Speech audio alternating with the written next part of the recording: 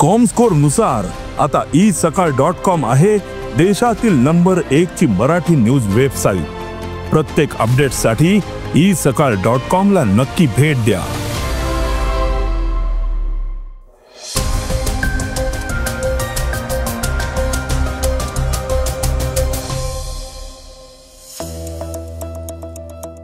सरकारच्या तिजोरीत वाढ झालीये। नाले सफाई कामाचं पितळ एआयनं उघडं पाडलंय। 1000 एकर जमिनीवरनं दोन्ही देशांमधील दशकांपासूनचा वाद संपलाय। मुंबई महापालिका मूर्तिकारांना मोफत रंग देणार आहे। देशाला नवे लष्कर प्रमुख मिळाले आहेत, तर भारतीय बॉक्सिंग संघटनेची निवडणूक 21 ऑगस्टला होणार आहे। मराठी न शिकल्याची लाज वाटली होती असं आमिर म्हणालाय। या बातम्या आपण आजच्या पॉडकास्टमध्ये ऐकणार आहोत। नमस्कार, मी गौरी कुबेर। आज 2 ऑगस्ट वार शनिवार। तुम्ही ऐकत आहात देशातील number 1 Marathi news website isakal.com चं पॉडकास्ट। पॉडकास्टची पहिली बातमी आहे जीएसटी संकलनाची। जीएसटीच्या आघाडीवर सरकारला सतत चांगल्या बातम्या मिळतायत। जीएसटी मधून सरकारला चांगली वसुली मिळते, ती सातत्यानं वाढतेय। 1 ऑगस्ट रोजी जुलैमधील जीएसटी संकलनाचे आकडे समोर आले आहेत। गेल्या महिन्यात सरकारला 1.96 लाख कोटी रुपये मिळाले, जे गेल्या वर्षीच्या याच महिन्यापेक्षा 7.5% जास्त आहे। जून 2025 मध्ये जीएसटी संकलन 1,84,597 कोटी रुपये इतकं होतं। जर आपण गेल्या आर्थिक वर्ष म्हणजे 2024-25 बद्दल बोललो तर एकूण जीएसटी संकलन हे 22.08 लाख कोटी रुपये इतकं विक्रमी होतं। एप्रिल 2025 मध्ये जीएसटीचं संकलन हे 2.37 लाख कोटी रुपये इतकं होतं, जे वार्षिक आधारावर 12.6% जास्त होतं। हा सलग 7वा महिना आहे जेव्हा जीएसटी संकलन 1.8 लाख कोटी रुपयांपेक्षा जास्त झालेलं आहे। एप्रिल ते जुलै या कालावधीत एकूण जीएसटी संकलन 8.18 लाख कोटी रुपये झालंय। याचा अर्थ असा आहे की दरमहा सरासरी जीएसटी संकलन 2 लाख कोटी रुपयांपेक्षा जास्त आहे, जे गेल्या वर्षी 1.8 लाख कोटी रुपयांपेक्षा जास्त होतं। अर्थसंकल्पात सरकारनं वर्षासाठी जीएसटी महसुलात 11% वाढ होण्याचा अंदाज व्यक्त केलाय, ज्यामध्ये केंद्रीय जीएसटी आणि भरपाई उपकरासह 11.78 लाख कोटी रुपये जमा होतील। पॉडकास्टची दुसरी बातमी आहे नाले सफाईच्या कामांबाबत। मुंबई महापालिकेनं यंदाच्या नाले सफाई मोहिमेत कृत्रिम बुद्धिमत्ता प्रणालीचा वापर करून थेट कंत्राटदारांच्या कामांवर लक्ष ठेवायला सुरुवात केली आहे। या डिजिटल यंत्रणेमुळे कंत्राटदारांच्या कामातील अनियमितता समोर आली आहे। त्यामुळे सुमारे 15 कोटी रुपयांचा दंड कंत्राटदारांवर ठोठावण्यात आलेला आहे। नालेसफाईचं पितळ एआयनं उघडं पाडल्यामुळे पालिकेला त्याचा आर्थिक फायदाही झाल्याची माहिती पालिकेच्या सूत्रांनी दिली आहे। मुंबईतील लहान मोठ्या नाल्यांच्या सफाईसाठी निविदा प्रक्रियेद्वारे 23 कंत्राटदारांची निवड करण्यात आलेली आहे। पालिकेच्या आकडेवारीनुसार आतापर्यंत एकूण 90.14% नालेसफाईचं काम पूर्ण झालेलं आहे। एआय प्रणालीच्या मदतीनं या कामांवर लक्ष ठेवण्यात आलंय।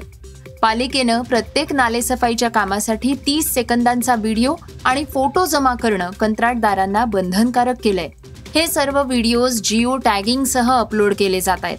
याच आधारे कामाचं विश्लेषण एआय प्रणालीद्वारे होतंय आणि लहान नाल्यांमध्ये तर पूर्वी आणि नंतरचं सीसीटीव्ही चित्रीकरण सुद्धा अनिवार्य करण्यात आलेलं आहे।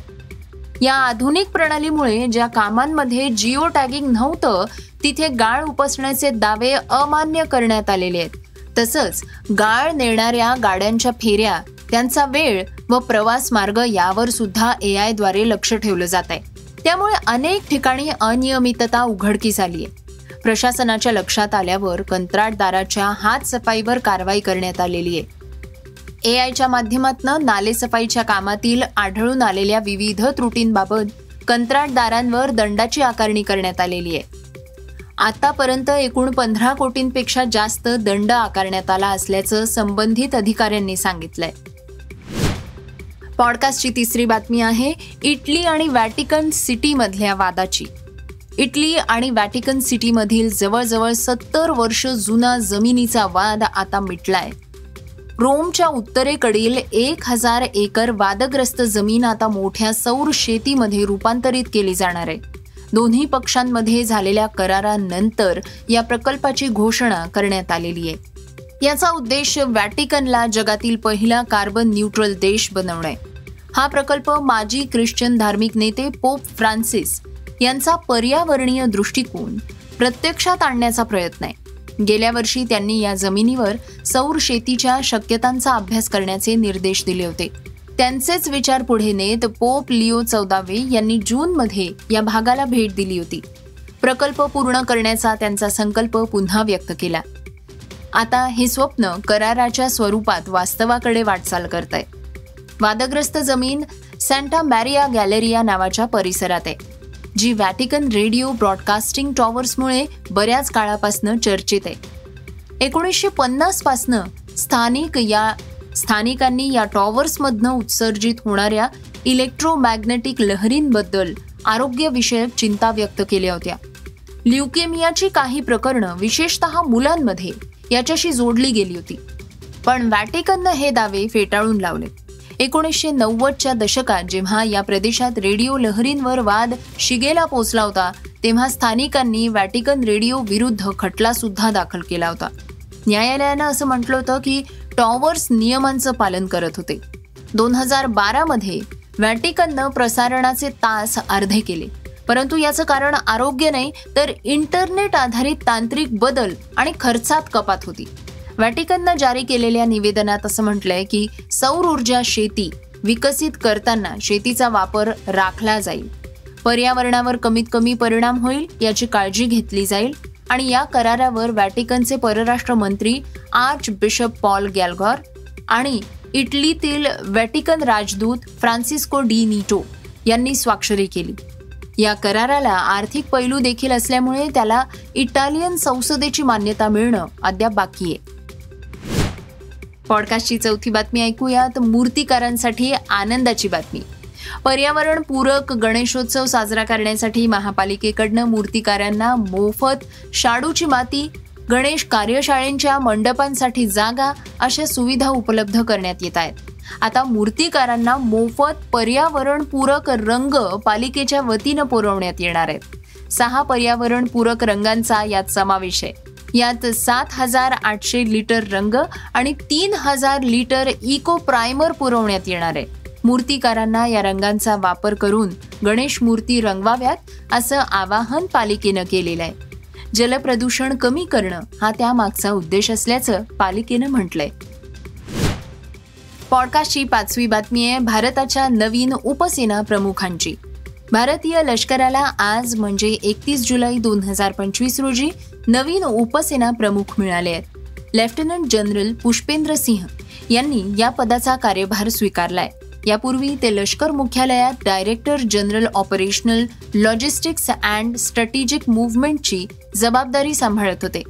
लेफ्टनंट जनरल पुष्पेंद्र सिंग यांना डिसेंबर 1987 मध्ये पॅराशूट रेजिमेंटच्या 4थ्या बटालियनमध्ये नियुक्त करण्यात आलं होतं. ते लखनौ विद्यापीठातल्या लॉ मार्टिनियर कॉलेज आणि देहरादून इथल्या इंडियन मिलिटरी अकादमीचे माजी विद्यार्थी आहेत. जनरल पुष्पेंद्र सिंह यांनी लेफ्टनंट जनरल NS राजा सुब्रमणीची जागा घेतली आहे. त्यांनी गेल्या वर्षी 1 जुलै रोजी उपलष्कर प्रमुख पदाची सूत्र स्वीकारली होती. त्यांच्या 38 वर्षांच्या लष्करी कारकिर्दीत त्यांनी अनेक मोठ्या आणि महत्त्वाच्या ऑपरेशन्समध्ये भाग घेतलाय. पॉडकास्टची 6वी बातमी ऐकूयात क्रीडा विश्वातनं.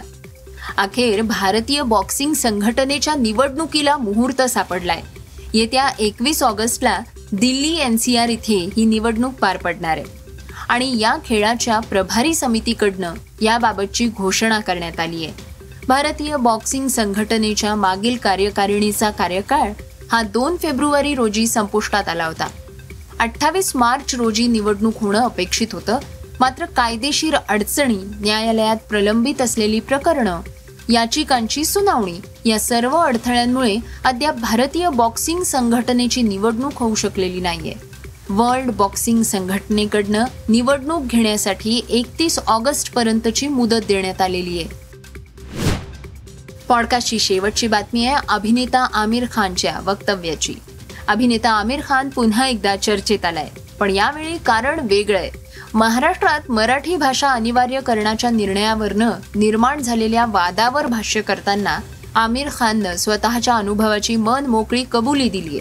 आमिर म्हणतो की माझ्या वयाच्या 44व्या वर्षी मला जाणवलं की मला मराठी भाषा येत नाही. शाळेत शिकवली जायची पण मी लक्ष दिलं नव्हतं. मला तेव्हा वाटलं की ही लाजिरवाणी गोष्ट आहे की मला माझी राज्यभाषाच येत नाही. यानंतर त्यानं खास मराठी शिक्षक नेमून मराठी शिकण्यास सुरुवात केली. आता तो नीट मराठी बोलू शकतो असं त्यानं स्पष्ट केलंय. भाषेवरनं निर्माण झालेल्या सध्याच्या वातावरणात आमिर खाननं हे मत मांडत असताना सांगितलं की अधिकाधिक भाषा शिकणं हे आपल्याला फायद्याचं आहे. हे होतं isakal.comचं पॉडकास्ट, अर्थात सकाळचं पॉडकास्ट.